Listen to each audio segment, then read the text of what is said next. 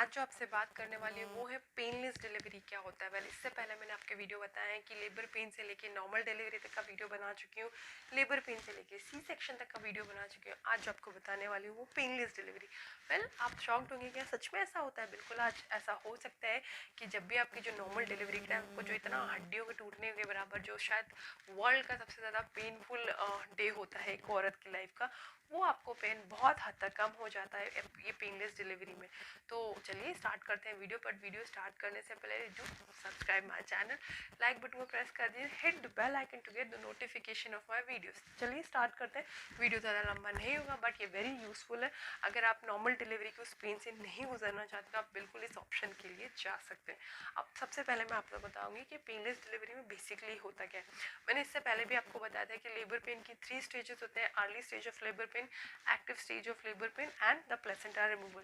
तो जब early stage of labour pain से आप जब भी होते हैं उसके बाद में आपको एक हॉट वाटर बाथ लेकर हॉस्पिटल पहुंचना होता है, जहाँ पे आपको जितना आप एक्टिव चलते फिरते वॉकिंग करते रहेंगे बहुत अच्छा होता है। जैसे ही आप एक्टिव लेबर पेन में जाते हो, मतलब active labour pain in the sense आपको 10 मिनट में 2 से 3 कॉन्ट्रैक्शंस आने लग जाते हैं, आपको डॉक्टर लेबर रूम में ले जाता है, आपके सर्विस का मुंह ओपन अच्छा होने लग जाता है।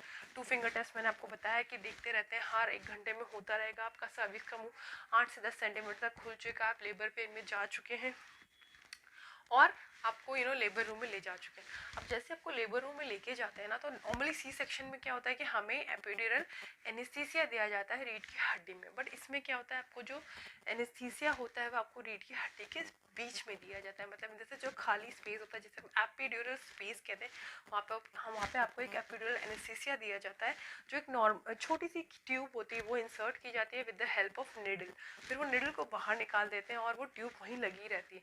जब आप एक्टिव लेबर में होते हैं तो डॉक्टर आपको उसी ट्यूब के द्वारा थोड़ा थोड़ा करके एनेस्थीसिया देते रहते हैं, जिससे आपको जब का वेजाइनल पार्ट भाग होता है, जो स्पेस होता है वहाँ पे आपको पेन उतना फील नहीं होगा। आपका जो पेल्विक एरिया का पेन है, जो लेबर पेन वाला पेन है, वो आपको 110% इतना ज़्यादा फील होगा। बट ये बिल्कुल नहीं है कि बिल्कुल ही आप बिल्कुल पेनलेस हो जाएगा, नहीं।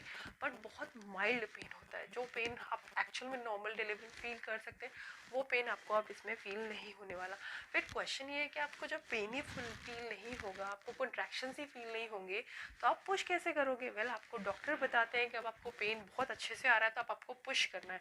डॉक्टर आपको इंडिकेट करते हैं, फिर आप पुश करते हैं, तो इसके द्वारा आपकी नॉर्मल डिलीवरी होती है और आपको जो पेन एक्चुअल में फील होता है वो फील नहीं होता, इसलिए इसको आप पेनलेस डिलीवरी कह सकते हैं।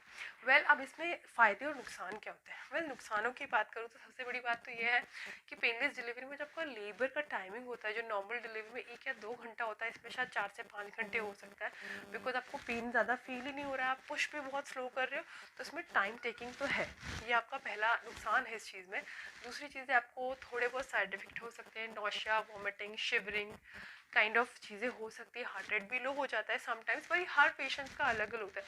फ़ायदे की बात करूँ तो ये सबसे बड़ा तो फ़ायदा यही है कि आप नेचुरल बर्थ को फील कर सकते हैं विदाउट पेन के। जो एक पेन होता है बहुत बेरेबल पेन होता है, आपका बेबी का नॉर्मल बर्थ हो सकता है, आपका बीपी कंट्रोल रखता है डेफिनेटली ये चीज़।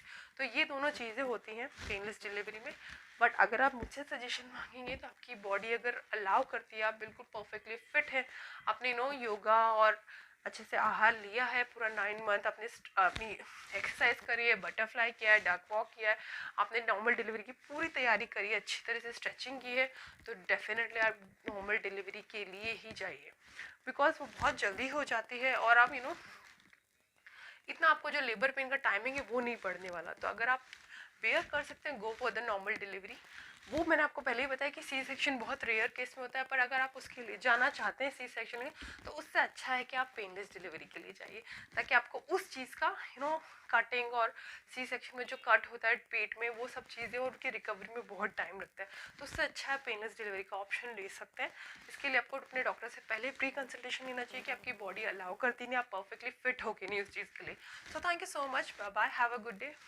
Subscribe my channel, like button को प्रेस कर दीजिए, hit the bell icon to get the notification of my videos and please write it on comment box कि आपको मेरे वीडियोस कैसे लग रहे हैं। अगर आप और कुछ भी जानना चाह रहे हैं तो प्लीज़ उसके बारे में मुझे ज़रूर बताइए and do subscribe my channel. Thank you so much, bye bye, have a good day and जितना हो सके शेयर कीजिए ताकि और लोगों को भी पता पड़े। Thank you so much.